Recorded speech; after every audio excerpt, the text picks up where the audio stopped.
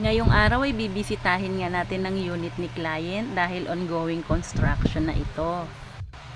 At dahil working abroad nga si client, excited na siya kung ano na yung development ng unit na inavail niya dito sa Sabela.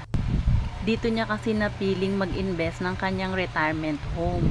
Sobrang excited na rin ako para sa aking client dahil after ilang months pa ay ia-accept niya na ang kanyang unit. Ito nga pala yung Calista model na may 100 square meters ang sukat.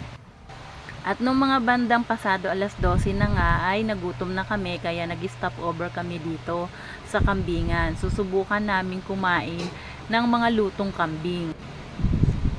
Isa sa specialty nila dito yung kaldereta at yung kinilaw na kambing. Kinilaw ba yun or kilawing kambing yung tawag doon, basta ganun. Ayan, eto na siya, sobrang appetizing niya at ang bango-bango. At tiningnan ko na rin yung ibang ulam at yung iba medyo paubos na dahil medyo late na yung mga oras na yan. At nung tinanong ko nga magkano ang per order ay 100 pesos daw ang isang order. So umorder na kami ng dalawang klaseng ulam upang matry namin, magkaiba ang pinili namin. Then may libre na silang sinampalukang kambing. Una ko ngang tinikman tong kilawing kambing at hindi nga ako nagkamali dito. Talagang masarap talaga siya. Worth it yung pinambili mo dito. Kahit 100 pesos yung per order niya. Panalo pa rin kasi ang mahal naman talaga din ng kilo ng kambing. At sa kabihira lang naman kasi akong kumain ng ganito dahil hindi mo naman siya pwedeng everyday iluto kagaya ng ibang putahe dahil hindi naman basta-basta nakakabili ng kambing na per kilo. Then itong kaldereta nila, nagulat din ako dito sa sauce. Sobrang sarap din ng timpla. Guys, kung mapapadaan kayo dito sa may Gentry, Amadeo, itry nyo tong kambingan na to. Hindi kayo talaga magsisisi. Ang sarap ng kain namin dito. Kakaiba yung sauce ng kaldereta at yung linamnam ng pagkakaluto nila. Masasabi ko na yung nagluto nitong putahe na to ay talagang expert na sa putahe ng kaldereta at kilawing kambing.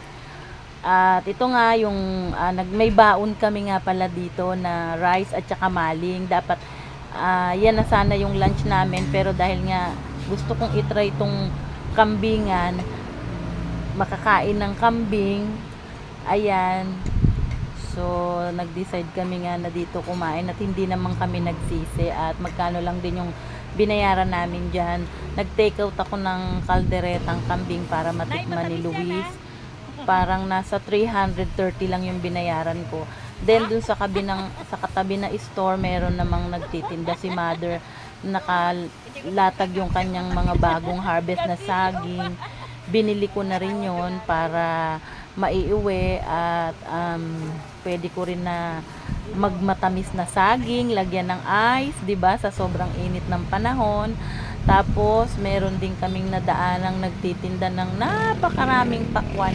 Mamimili kayo. Medyo mura yung pakwan nila dito, lalo na yung 50 pesos isa, kulay yellow yon. Bumili ako noon ng 4 na piraso. And dito sa Pinya, magkatabi sila yan, nagtitinda.